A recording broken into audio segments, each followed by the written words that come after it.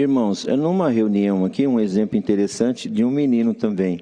O irmão Elias estava na presidência dessa reunião, estávamos acompanhando ele, vários irmãos, e um menino de um outro país, encarregado de orquestra, solteiro, ele estava assistindo a reunião e ele nos contou depois.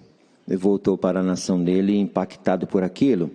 Ele mora bem distante, não tem encarregado regional por perto, ele não tinha essas informações. E quando ele voltou, ele disse, eu sempre fiz o contrário, o hino do silêncio, eu pedi assim, ó, alegria, alegria para a gente já começar bem esse culto, hein, para não começar amarrado. Então eu sempre pensei dessa forma, ele disse. Mas quando ele voltou e que viajou, de retorno à sua cidade, ele chegou num sábado, naquele sábado haveria a busca dos dons. Não deu tempo dele passar essa informação para ninguém. Ele foi para a busca dos dons e quando ele chegou, tinha vários irmãos e o ensinamento diz assim que tem uma ocasião especial, vai lá e reja os primeiros compassos, porque o hino do silêncio não pode comprometer. Então, ele passou de tuba até lá na frente, disse que tinha uns 40 músicos e avisou, gente, ó, é silêncio, viu? E os irmãos disseram, silêncio? É bem suave. Mas que novidade é essa? Ele pediu o contrário. Pedia para ser animado, para soltar o som, agora chega dizendo que é para silenciar. É, bastante comunhão.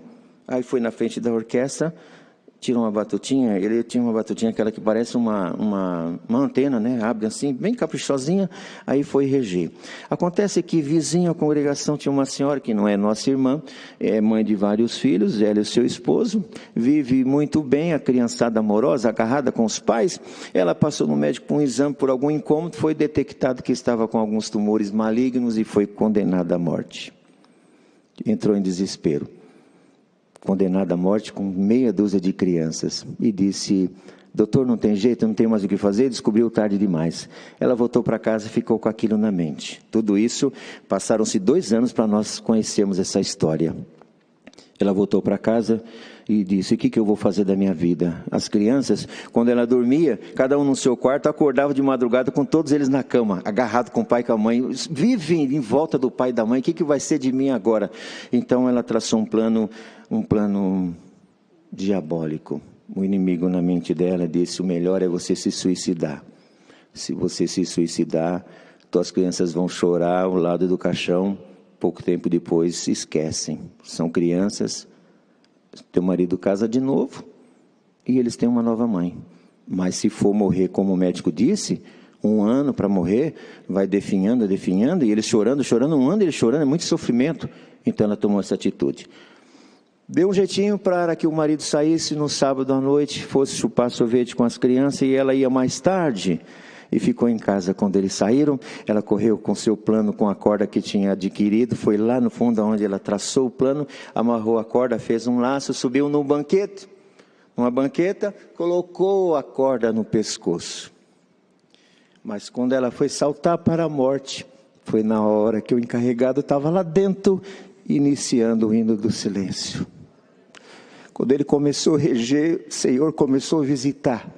Ela do lado de lá, ela disse, eu nunca ouvi esse som, que som diferente, é sempre mais barulhento.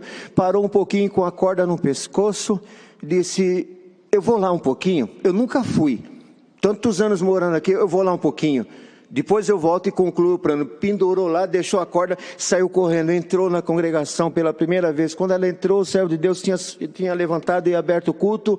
O Senhor tomou e disse assim, hoje é busca dos dons, e para alguém que entrou aqui, o Senhor te dá o dom da vida, a vida eterna e a vida material, porque seja curado agora das tuas enfermidades. Resultado, o irmão Elias estava junto, perguntando para ele, e agora? O Senhor libertou, chamou na graça ela, chamou o esposo, e os meninos? Os meninos estão estudando com a gente, e nós estamos contando para eles o que é o hino do silêncio.